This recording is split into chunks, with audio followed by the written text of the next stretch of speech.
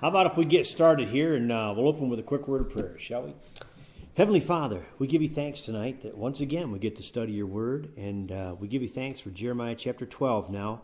And Lord, even as Jeremiah wrestled with the question of why bad people seem to get ahead and good people don't, Lord, I pray that you'll speak to our hearts and show us the truths from your word, and when we get done, that we will be encouraged with your answer.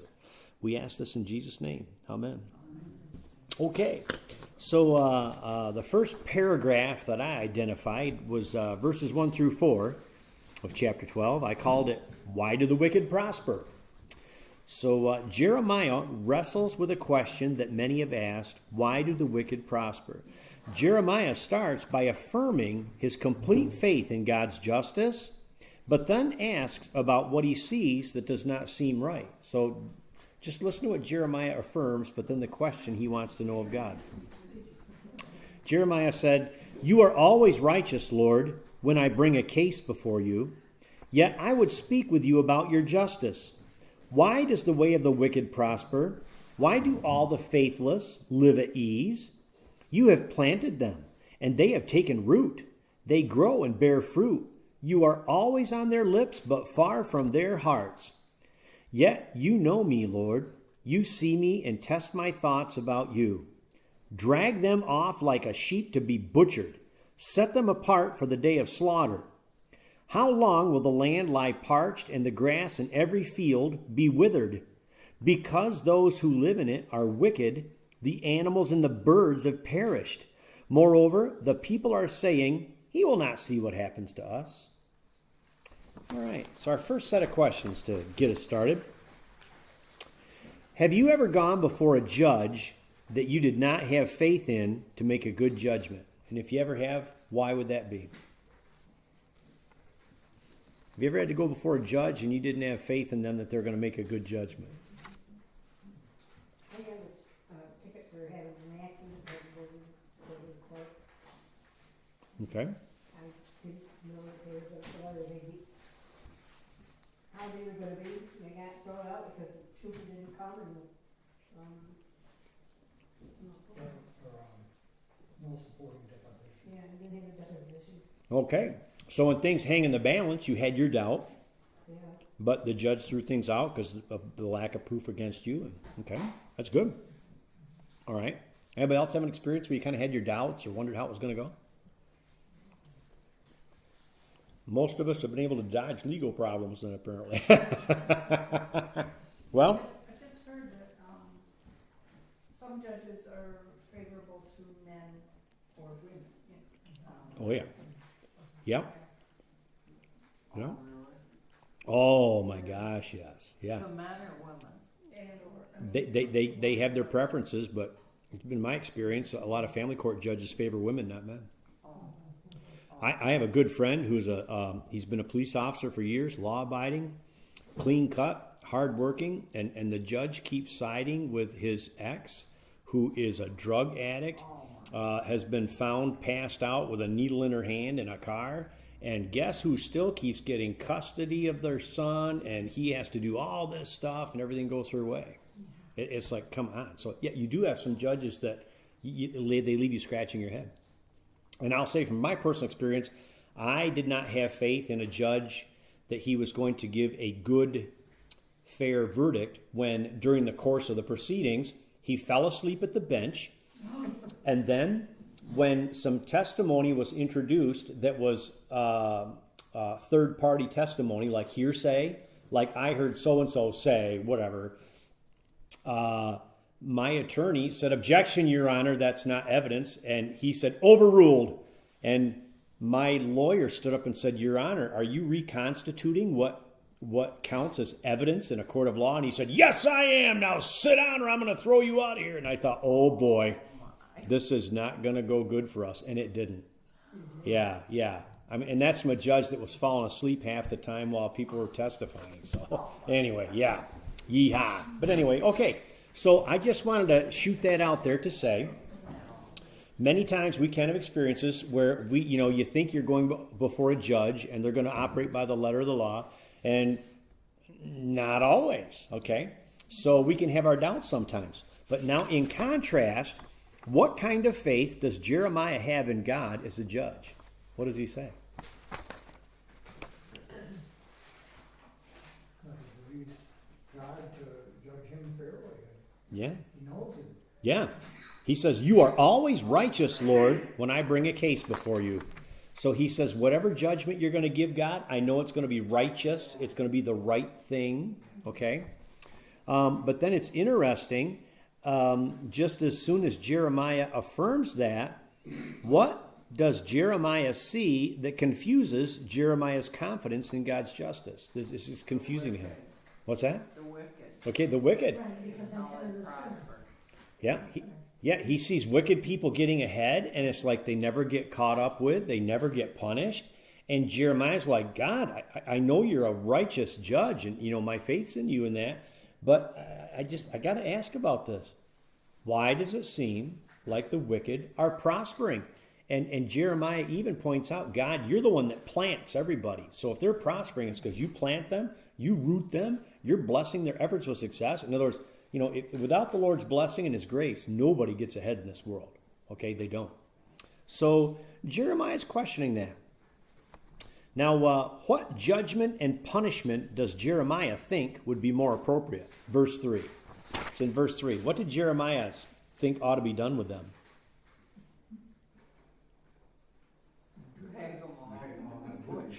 Drag them off like a sheep to be butchered. Yeah.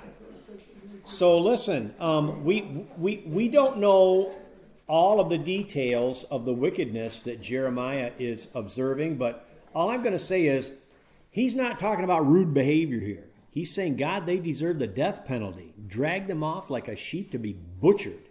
All right? So you can just use your imagination about what kind of wickedness you might think would be deserving of that, but that's whatever it is, that's what Jeremiah is seeing. Okay? He is seeing some very grave things.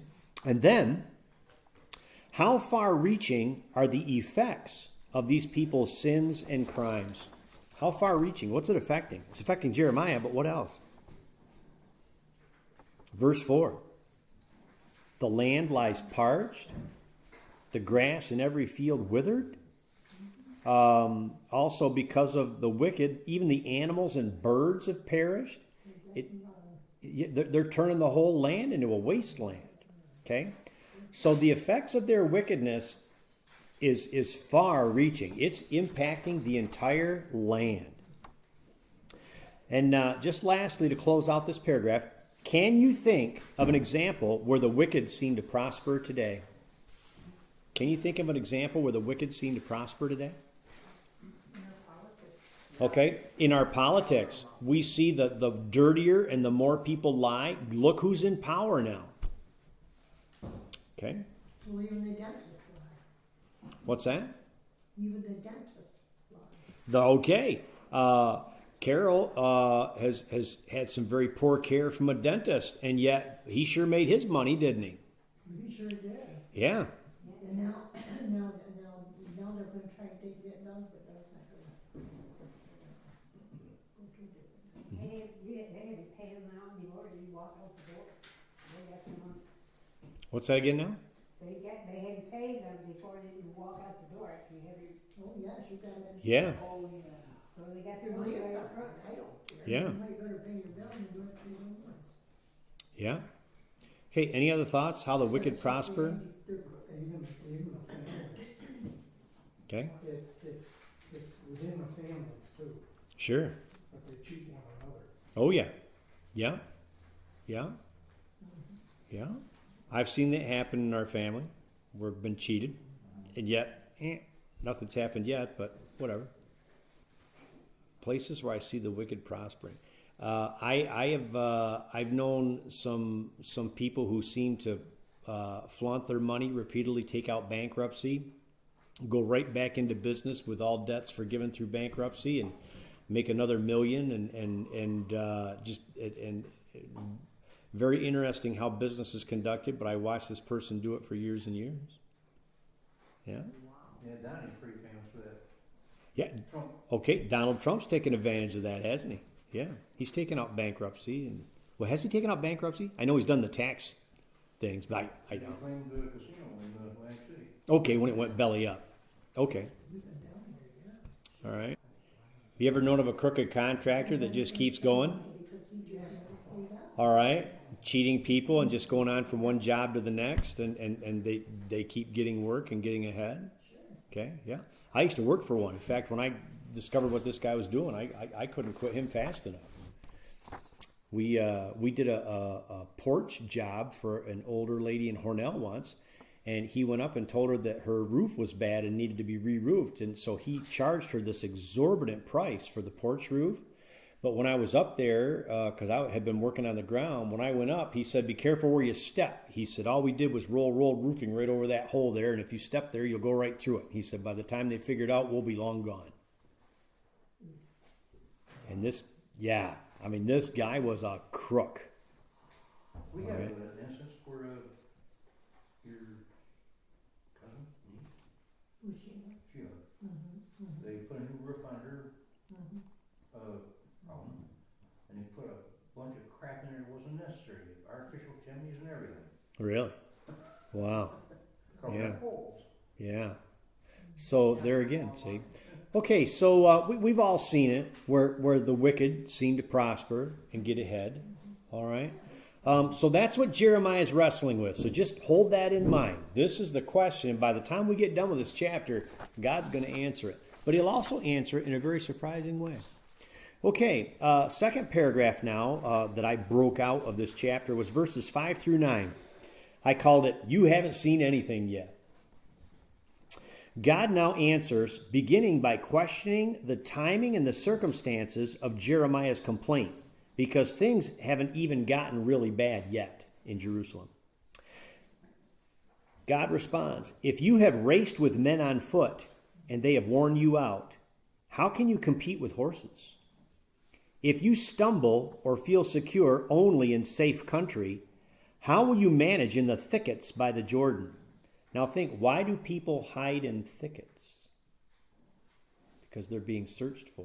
God's referring to the people fleeing Jerusalem and hiding anywhere they can, while the Babylonians are going to be searching for them to slaughter them. All right? So God is really saying here, you're questioning now? The tough parts haven't even come yet. All right? Well, let's continue. Next, God brings up Jeremiah's family and the people of God's own house. So it's kind of like, take a look at your own family, Jeremiah. Take a look at my family. In other words, the people of God, the people that God has adopted as his family. Your relatives, members of your own family, even they have betrayed you. They have raised a loud cry against you. Do not trust them, though they speak well of you. I will forsake my house, abandon my inheritance. I will give the one I love into the hands of her enemies.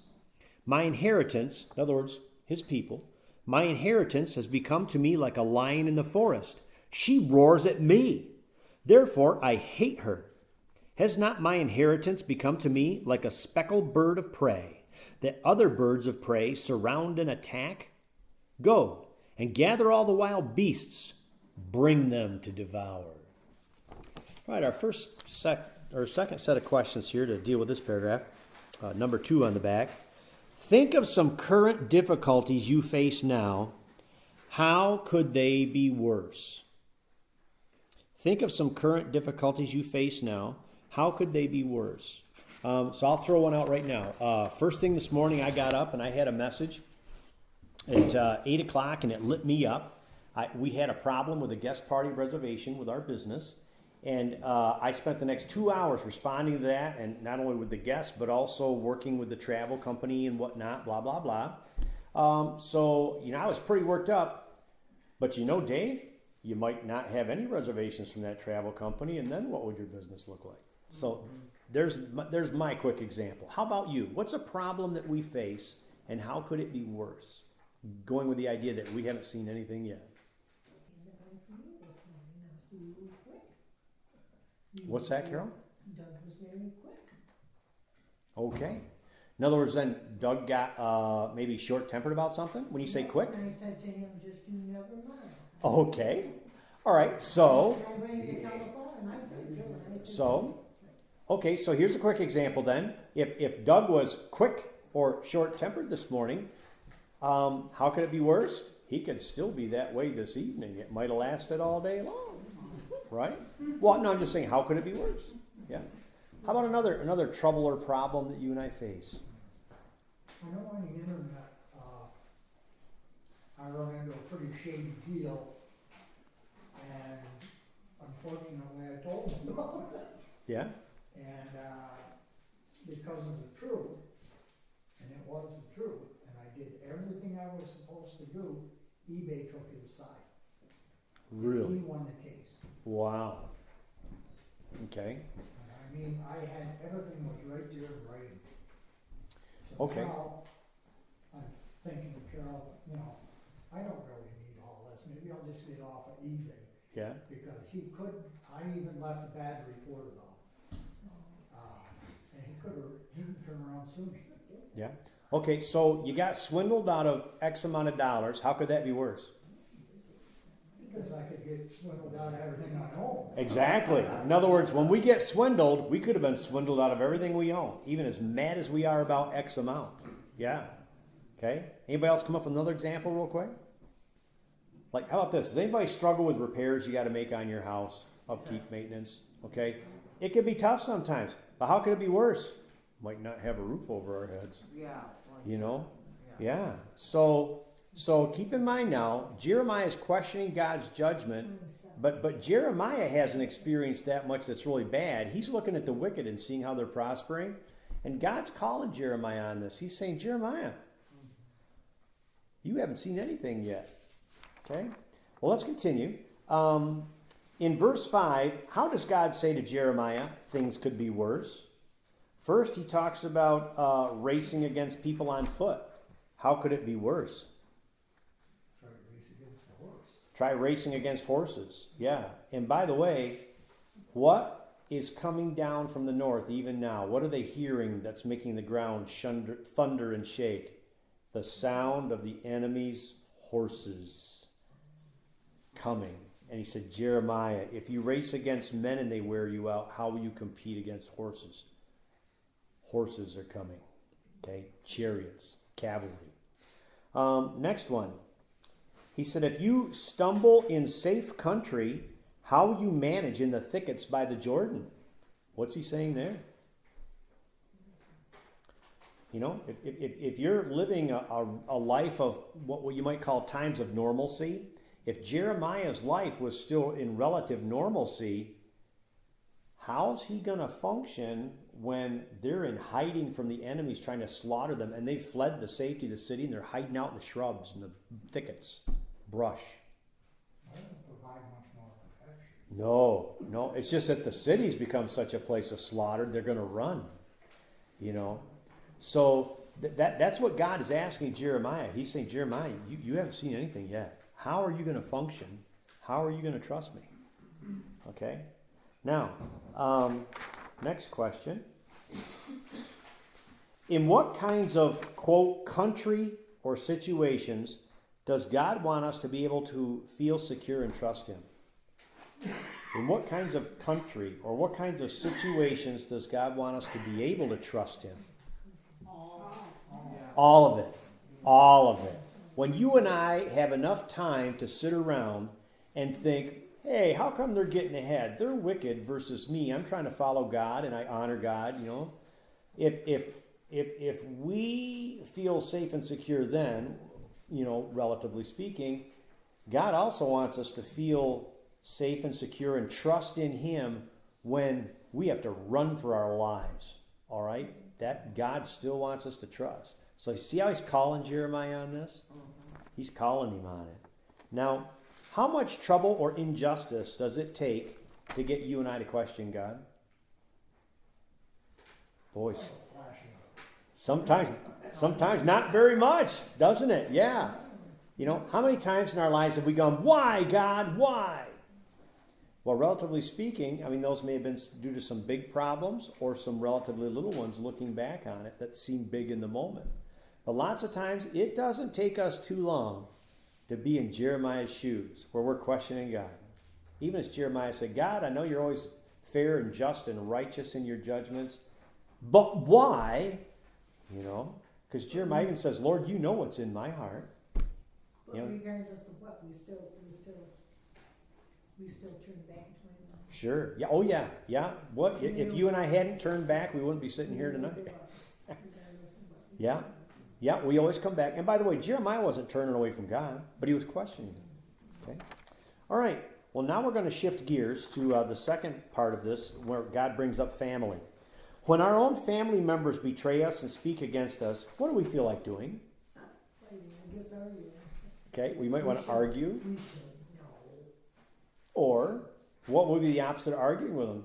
No, I think you should talk it over and settle it down. Sure. Try to, even when Todd and I get our problems, I said, let's sit down and let's talk about it. Let the past be gone and move on right now. Yeah. You know what? It works. Good. Yeah, that's what we want. It does. No, it really does. But what if Todd kept betraying you and speaking against you and Doug? Then what would it make you feel like you'd want to do? Would you want to go? They always say that when something bothers you, you should go to the person that it bothers you with. Sure. Well, Jesus taught us that. I mean, if there's something, you should go to that person. Yeah. And he didn't. He didn't go to the apologize. Yeah. Yeah. Jesus said. Wish we'd all do that. Yeah. I wish we would. You know. But in lieu of that, what do people often do? I say, keep right on doing it. Sometimes they don't want to hear you. I'm just so thankful. Okay. Yeah. Yeah. Yeah. And Vicky, I tend to be with you. Sometimes I just want to I don't need this. I'll leave them alone. If they want to talk to me, fine, but I can do just fine without them. When you and I have been betrayed and run down by family members. And I know what that experience is like. I know what it feels like. Yeah. There's somebody in my family I found out refers to me as the family idiot. So I think our tendency might be to say, hey, I don't need that. I don't need to be close to somebody like that runs me down. And I just go on and live my life. Okay? Well, listen. If you and I might have a tendency, especially if we can't make peace with somebody talking to them, our tendency would probably be to wash our hands, so to speak, and just go on and we'll live our lives. You live your life. Leave me alone. I don't need to be involved in your life, and I don't want you involved with mine, If that's our reaction, in verse 7, what does God say he is going to do with the people in his own house? In verse 7, what does God say he's going to do with the people in his own house? In other words, this quote-unquote human family. I will forsake her.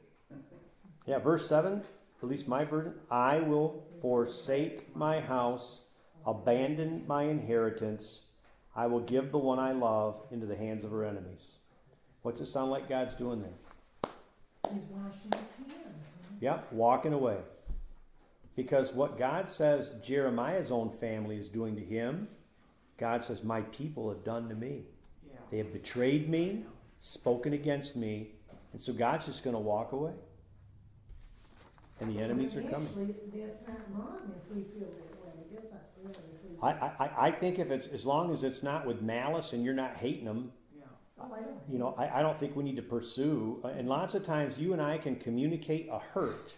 Okay, here, when it comes to forgiveness, families or anybody else, you and I need to forgive them in our own hearts to stay healthy. In fact, Jesus said, if we don't forgive, then we won't be forgiven. All right? So we need to be in the place where I'm not holding that against them. But for us to communicate a hurt or an injury, and then the other party could give a rat's hiney about it and not care, well, in that case, then we can just, enough. We don't need to pursue them because all it does is stir up more trouble, more conflict. So as long as we've forgiven, but if they don't want to ask for forgiveness, then they don't have to receive it. It's important that you and I have been willing to give it in our hearts. Okay? So that God does not get upset with us as long as we feel that way, right? I mean, as long as we cannot. Yeah, I believe that. We need to forgive them in our hearts, but if they're not going to ask for forgiveness, then they'll never experience it. Okay. All right, but not holding a grudge ourselves or looking to do harm or get even or revenge. Just let it go. See, that's where I have a problem here because I think that you should forgive it and you should just forgive it and still keep going on with that person. See, that's where I have problems. He never hurts me. Yeah, They might not want to. though. yeah. Well, and keep in mind, I really don't want to. keep in mind though, Carol, it's hard to talk about a blanket statement, but in this instance, God is telling Jeremiah, your family members are betraying you and constantly speaking out against you. They are undercutting Jeremiah's preaching ministry, the word of the Lord he's bringing. They're betraying him to his enemies, working against him. Do you think you need to keep pursuing people that are doing that, Carol? No, but on the other hand, I think the Lord wants us to just be at peace, let it go. No matter what, my father always said to walk away. Yeah. Walk away from it. Yeah. If a snake bites me, I can forgive the snake, but I'm not going to go cuddle up to that snake again and go the other way. Yeah. Okay, well, let's continue on here. So God is basically going to wash his hands of his people and let them go. All right? And he's going to let them feel the pain of not being in relationship with him. By the way, sometimes that's the best thing we can do. When I say wash our hands and walk away, sometimes people need to feel the pain of not being in relationship with us. All right? Because, if someone's betraying us, that's their loss, not ours, when they cut off that relationship. Because I can't imagine a single person here having a relationship with is not of high worth. I mean, we are people of high worth because of what the Lord's done in our lives and how we respond to each other, love each other, serve each other. So if anything, that's letting them feel the pain of not being in relationship with us. Because I would think everybody sitting here tonight is a blessing to be around. Okay, next. Well, we kind of answered this one already, but how are God's beloved people acting toward him? The same as Jeremiah's family. And God points it out. All right, our third paragraph now that I identified is verses 10 through 13, and I titled it, "The Wicked Will Not Prosper in the End." God now reassures Jeremiah concerning the fate of the wicked who seem to prosper for now. He says, "Many shepherds will ruin my vineyard and trample down my field. They will turn my pleasant field into a desolate wasteland. It will be made a wasteland, parched and desolate before me. The whole land will be laid waste because there is no one who cares. Over all the barren heights in the desert, destroyers will swarm. For the sword of the Lord will deliver from one end of the land to the other. No one will be safe. They will sow wheat, but reap thorns. They will wear themselves out, but gain nothing. They will bear the shame of their harvest because of the Lord's fierce anger." So what's God saying here? In the end, it's not going to work out, Jeremiah, for them. So verse 3. Third set of questions, I should say. Pardon me. What are the responsibilities of every shepherd in regards to these things? Let's work in order. The sheep. What is every shepherd's responsibility in regards to the sheep? Protect them. Take care of them. Yeah. What is the shepherd's responsibility in regard to the pastures? Okay, make sure they stay in the pastures. Or make sure that it doesn't get Overgrazed, yeah. For instance, I've had years where the growth has slowed down in my pastures, or at a time when I did not have pastures to rotate to. And once you overgraze a pasture, it's done for the summer. I mean, done. Yeah, and then you're feeding hay. I know what that's like. Of course, I didn't have an alternative at the time. Now I do. Okay, and what is every shepherd's responsibility in regards to the surrounding vineyards and crop fields? Keep the sheep out of them. Yeah, keep them in the pasture. Keep them out of the cornfields, out of the wheat fields, out of the grape vineyards, right? So every shepherd's got responsibility regarding these things. Now, God was using an image there, but he's got shepherds as in the people who take care of the people, all right? But Instead, what are the shepherds of God's people doing to the land? What are they doing to it? They're destroying it. Everything they're doing is destroying the land.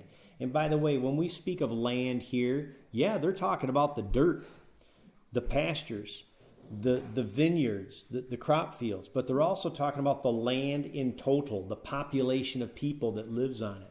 They are turning it desolate. And why is this happening? Per verse 11. Why is this happening? Because nobody what? Nobody cares. They do not care about what's happening to their nation.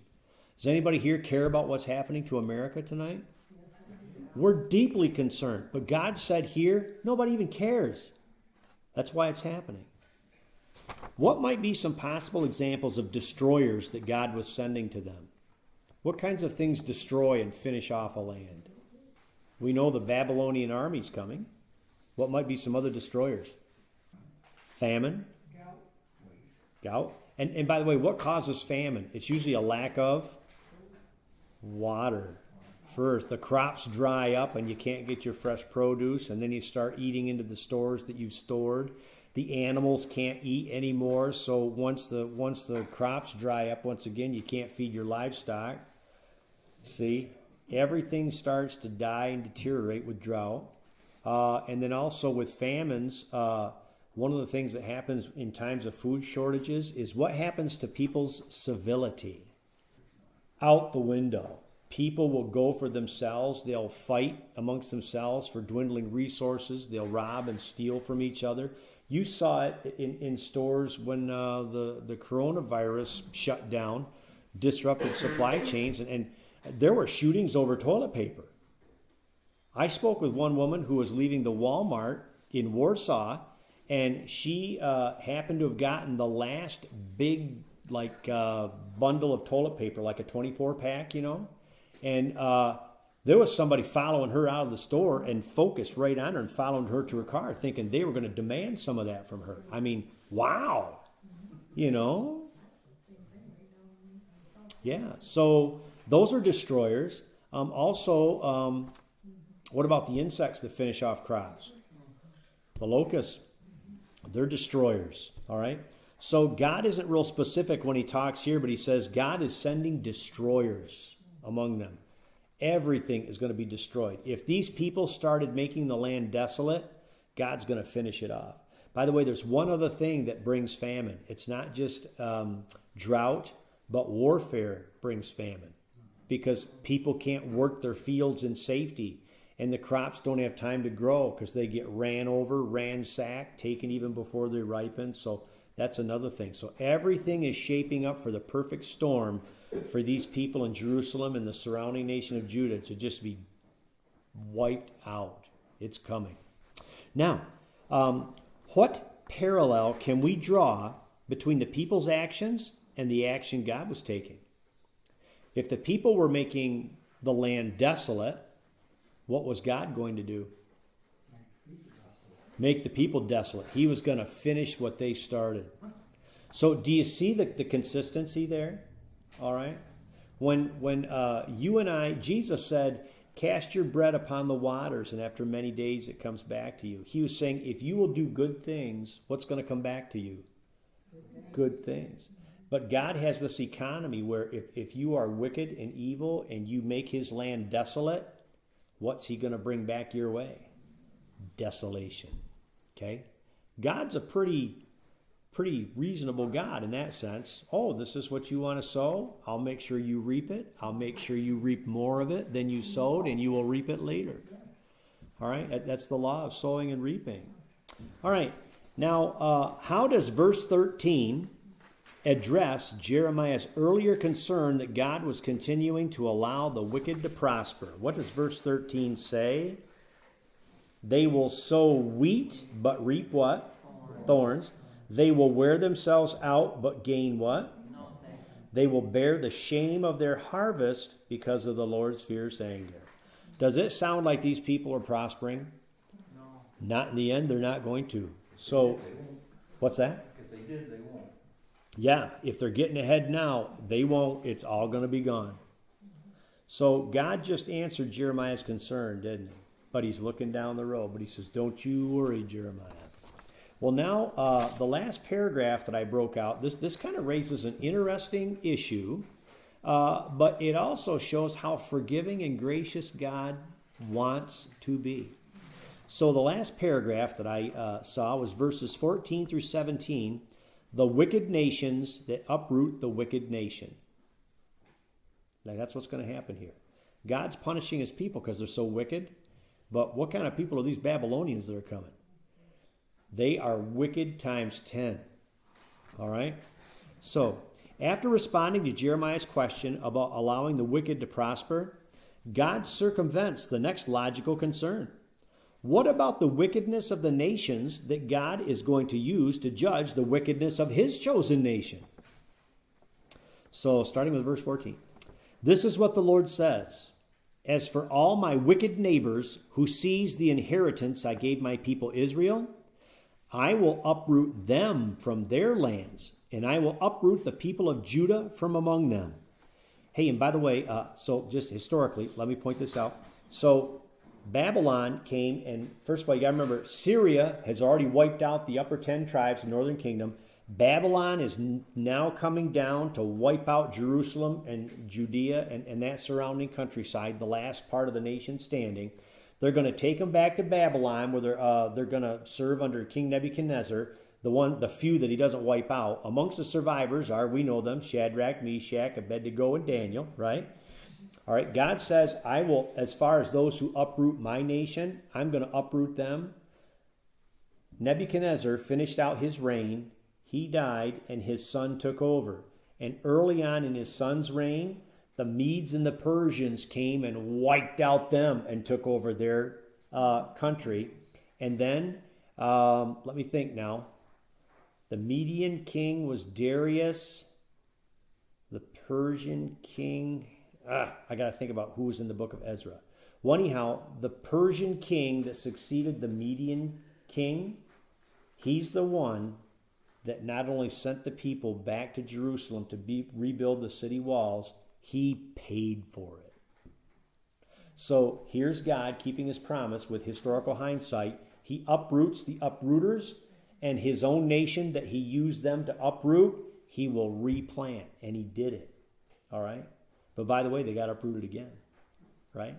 It hasn't been all that long. Israel's been back on their land. In fact, some of us here, I think, were alive when Israel became a nation again.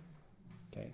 All right, so let's continue here, because here now verse 15, here's the offer.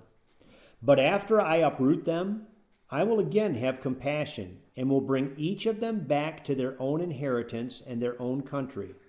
And if they learn well the ways of my people and swear by my name, saying, as surely as the Lord lives, even as they once taught my people to swear by Baal, then they will be established among my people.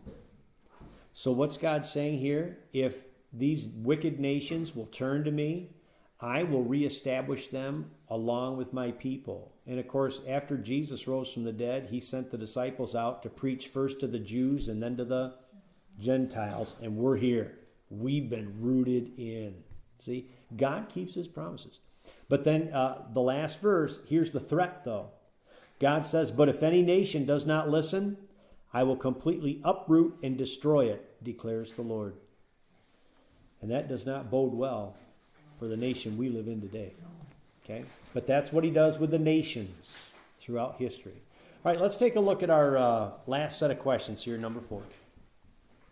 What kind of nations did God use to punish Israel's wickedness? More wicked ones. Yeah, wicked. All right? And they brought such cruelty. I mean, these people, they brought about new ways of cruelty. They would actually have the prisoners lie down in the street, and the whole entire conquering army would march over them through their own city gates. So, for instance, think about infantry, lines of infantrymen marching over top of you while you're lying down. And they're not walking softly. They will stomp, all right? And then after that, what comes along? Their horses and their chariots, okay? Your odds of surviving that were very slim, but if you did, then they'd get you up and turn you into a slave. Think about how crippled and broken you'd be. All right? They were cruel. All right? And by the way, when they led away the king of Jerusalem, they put a hook in his nose. Think about a bull with a bull ring going through the bull's nose. They put a hook in the king of Israel's nose.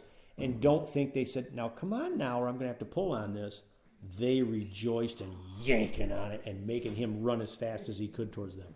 See, and that's the way they led him back all the way to Babylon. Take a look at your maps. All right. So, and I could go on and on. But point being, their cruelty was unmatched. All right. They were wicked, wicked people. All right. All right.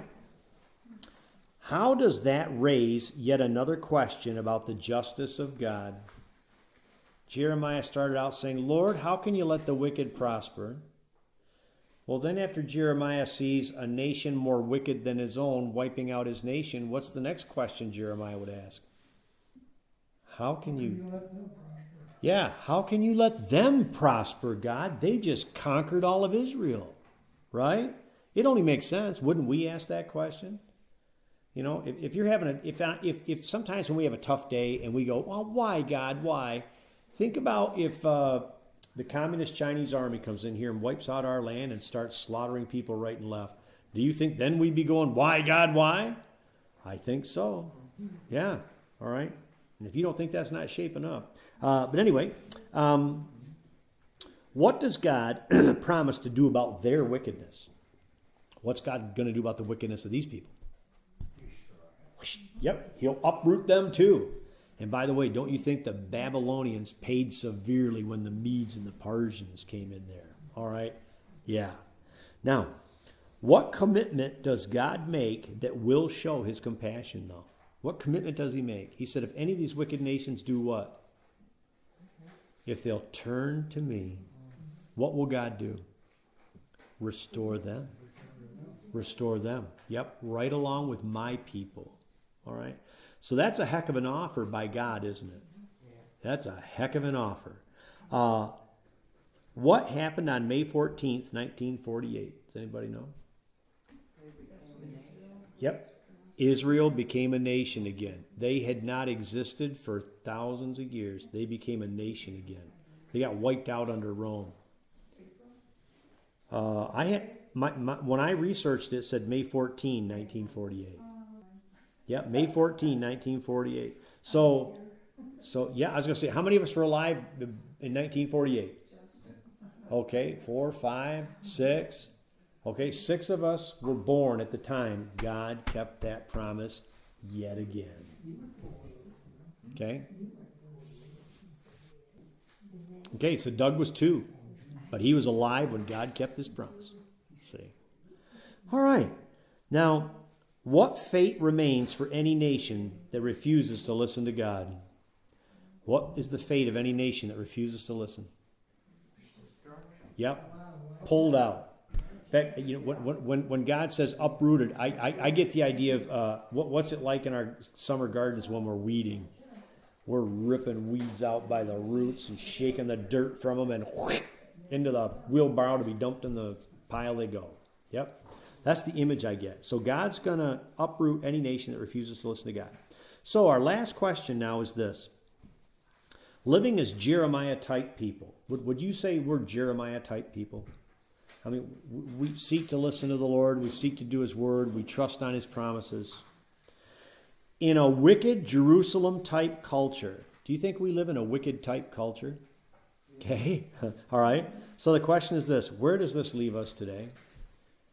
Where does this leave Jeremiah-type people living in a wicked-type culture? Amen. Yeah. I mean, I get very concerned. We need a revival. What's that? We need a revival. Yeah, we do. We need a revival to get this nation turned to God. So, by the way, does that mean it's a safe thing to just say, whatever will be, will be? We need to fight for this nation, but in terms not in terms of how the media wants us to fight, Republicans against Democrats or conservatives against liberals. We need to fight for this nation for God. Because if we don't listen to God, God's going to uproot this nation. And I got to tell you, I don't want to be a part of that because it ain't going to be good. It won't. It won't. So That worries me, but it should leave us motivated to fight for our nation, to spread the word, to argue thought. And I loved a statement, by the way. This is from John MacArthur, the pastor out in California, who refused to stop worshiping in California, and he's been cited so many times by the state of California for worshiping. And the Supreme Court has seen things his way, that they can't treat the church unfairly when they allow other things to open for varying capacities. But he's still not supposed to sing in church. And so they show footage of their church, and people are sitting in the pews next to each other just like we do. People are not wearing masks just like we don't. And they are singing praises to God just like us, okay? And John MacArthur recently, he said, listen, God's kingdom is going to keep advancing whether the government says it can or not. So that's why he's continuing to go. He says it doesn't matter what the government says. Okay. So, but anyway, where does that leave us?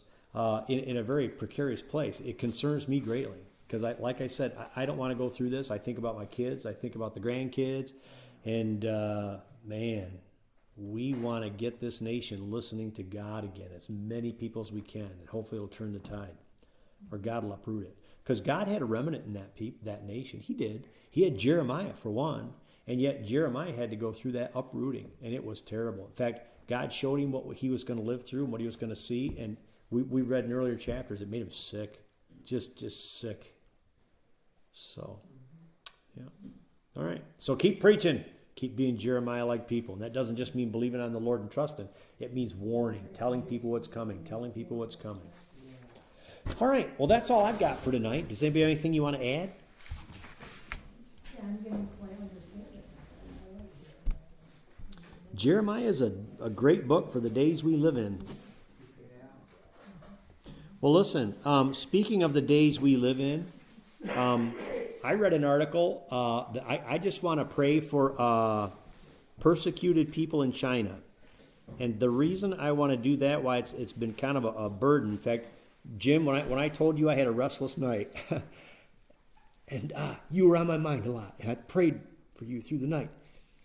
The other burden that was on, that kept going back and forth through my mind, was this article that I read about what the Chinese communists are doing to the Uyghurs and other religious people, Christians included, in China.